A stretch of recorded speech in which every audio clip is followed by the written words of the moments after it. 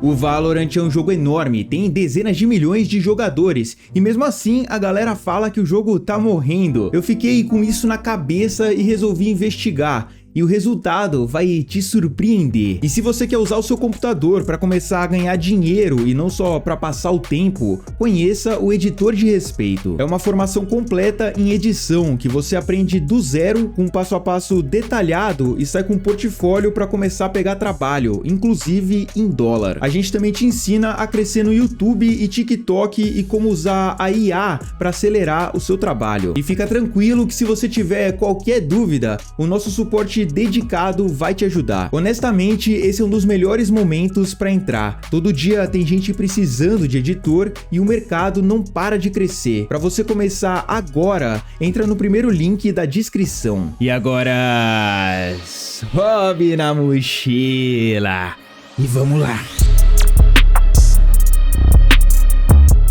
Valorant foi lançado em junho de 2020, sendo o segundo jogo online da Riot Games. A ideia era misturar a mira e precisão dos FPS com as habilidades únicas dos MOBAs, seguindo a filosofia de armas primeiro, habilidades depois. Como a Riot já era conhecida pelo League of Legends, o lançamento de Valorant foi um sucesso imediato. No beta fechado eram quase 3 milhões de pessoas jogando por dia, e no primeiro ano mais de 14 milhões por mês. Em maio de 2021, aconteceu o primeiro torneio internacional oficial, com um pico de mais de 1 milhão de espectadores simultâneos. Nos próximos anos, o jogo continuou crescendo, e em 2025 alcançou a marca de 25 milhões de jogadores ativos por mês. Apesar dos números, cada vez mais gente na internet diz que o Valorant está morrendo, só que quando você olha para um concorrente do mesmo tamanho, tipo o CS2, ninguém fala isso. Então, qual a diferença? Tem um detalhe que esses números não mostram. Nos servidores do Ocidente, o crescimento travou, a base de jogadores é madura. Para um streamer ou criador de conteúdo dessa região, o jogo realmente parece estagnado.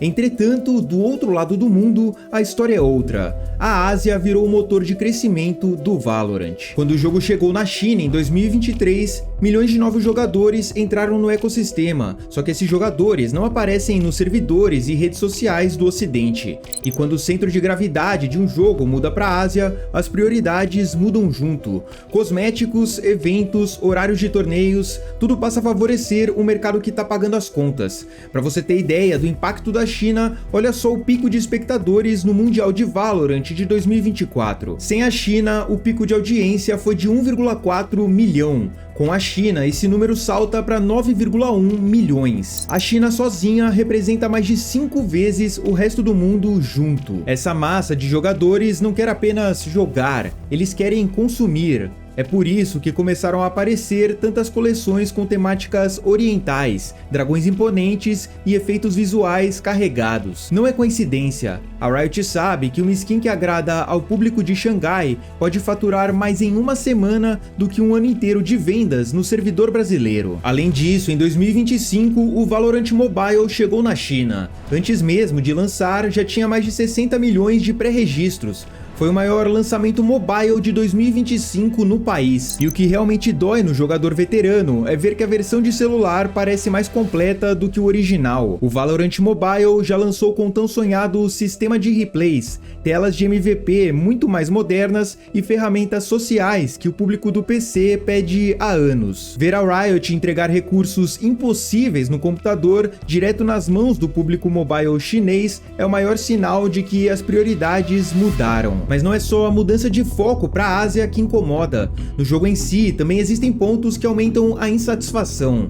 Um deles é o preço das skins. O Valorant sempre foi caro, mas em 2025 a coisa escalou. Skins que custavam 1.700 Valorant Points agora custam 2.100 ou mais. Pacotes que antes vinham completos agora são fragmentados. E em alguns casos, você tem que comprar o pacote todo para conseguir um item específico, já que não consegue comprar ele de forma individual. Outro ponto são cheaters. O Vanguard, que sempre foi considerado um dos melhores anti-cheats do mercado, já não é mais tão eficiente. Em 2025, o número de partidas com cheaters explodiu. No Brasil, passou de 10% nas ranqueadas. Isso abriu espaço para o auge do esqueminha. Jogadores que não usam hack, mas jogam duo com cheaters profissionais apenas para serem carregados. A integridade competitiva, que era o maior orgulho da Riot, virou uma piada de mau gosto nos rankings mais altos. Para piorar, enquanto os hackers passam ilesos, o Vanguard se tornou agressivo demais com o jogador comum. Em 2025, vimos uma onda recorde de falsos positivos. Jogadores inocentes sendo banidos permanentemente apenas por usar um software de iluminação,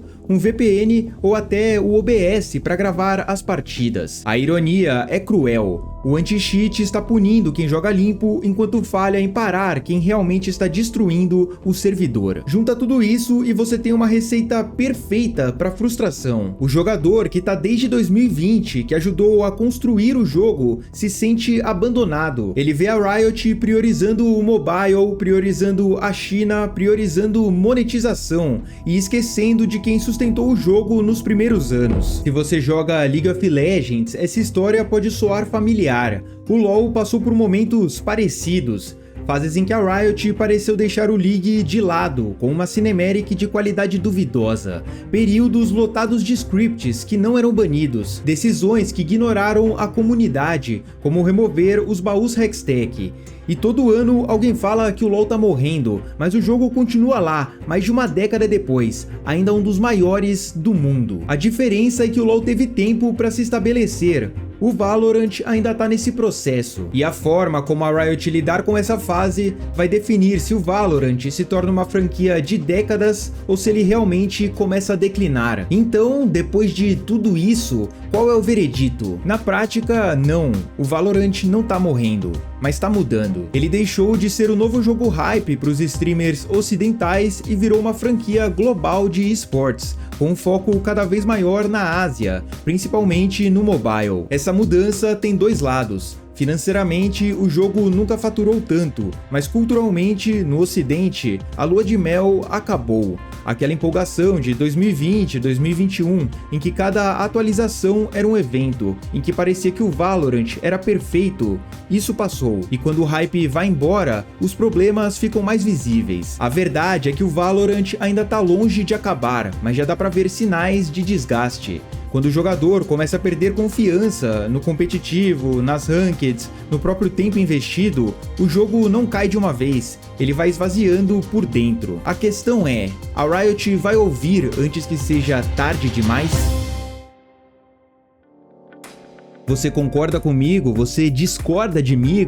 Deixa aí nos comentários o que você acha sobre esse tema de fim do Valorant. E claro, entra no editor de respeito, é o primeiro link da descrição, e também assiste esse vídeo, ó, que tá passando do meu ladinho, em que eu falo 5 decisões da Riot que foram questionáveis. Esse vídeo tá show de bola, eu tenho certeza que você vai adorar esse conteúdo. Clica nele pra assistir, eu te vejo lá, um forte abraço, falou!